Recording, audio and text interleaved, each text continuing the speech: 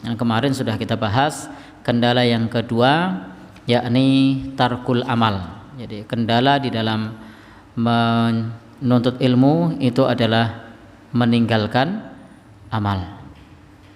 Karena ilmu itu akan berkah kalau kemudian diamalkan. Dan salah satu pertanyaan di akhirat nanti itu adalah wa an ilmihi fima fa'ala bihi, tentang ilmunya digunakan untuk apa. Ini salah satu pertanggungjawaban kelak kita di akhirat adalah ilmunya untuk apa. Kemarin sudah kita baca bersama hadis Nabi yang cukup populer bahwa kelak la tazulu qudama abdin yaumal qiyamah hatta yus'al. Tidak akan bergeser kaki seorang hamba di sisi Allah sampai ditanya 4 perkara: umurnya, ilmunya, hartanya, kemudian juga fisiknya. Ini salah satu pertanyaan yang disampaikan oleh Rasul, itu ada 4 ini. Umurnya untuk apa? Ilmunya diamalkan untuk apa? Hartanya ada 2 pertanyaan, dari mana dan ke mana? Kemudian juga jasmaninya digunakan untuk apa? Sekedar mengingatkan kembali bahwa ilmu itu prinsipnya adalah untuk memanggil amal. Kalau kemudian dengan ilmu tersebut dapat memanggil amal, maka ketika amalnya datang maka ilmunya akan langgeng.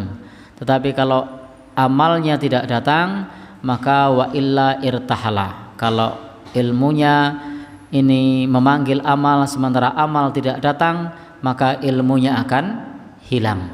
Jadi ilmu itu akan hilang ketika tidak diamalkan. Maka kata sahabat Ali bin Abi Thalib bahwa ilmu itu untuk memanggil amal. Kalau amalnya menjawab, amalnya datang, maka ilmunya akan langgeng. Tapi kalau amalnya hilang, maka amalnya tidak datang, maka ilmunya juga akan hilang. Disinilah pentingnya bagi kita untuk mengamalkan ilmu, tidak boleh menyia-nyiakan di dalam menjaga ilmu. Dan inilah kesaksian para tabi'in, kunna nasta'inu ala hifdzil hadis bil amali bihi. Kesaksian para ulama dahulu, mereka berkata kunna nasta'inu ala hifdzil hadisi bil amali bihi. Kami dahulu minta tolong kepada Allah untuk menghafal hadis, menjaga hadis dengan mengamalkannya. Wa kunna nasta'inu ala talabihi bis saum, dan kami memohon pertolongan kepada Allah di dalam mencari ilmu dengan berpuasa. Ini adalah ucapan para salafus soleh kepada kita, pentingnya untuk mengamalkan ilmu, sehingga dengan mengamalkan ilmu tersebut ini bentuk diantara cara menjaga ilmu. Karena kalau ilmu tidak diamalkan maka ilmunya akan hilang.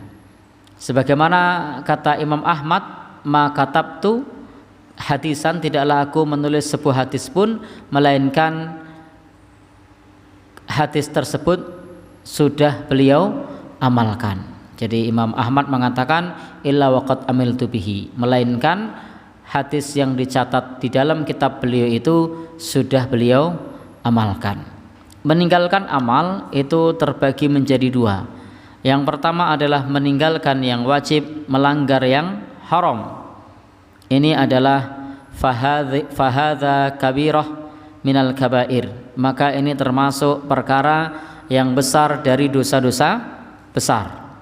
Jadi ini termasuk dosa besar ketika kita sudah tahu yang haram tapi yang haram masih dikerjakan. Ketika kita sudah tahu yang wajib tapi yang wajib masih ditinggalkan, itu dosa besar.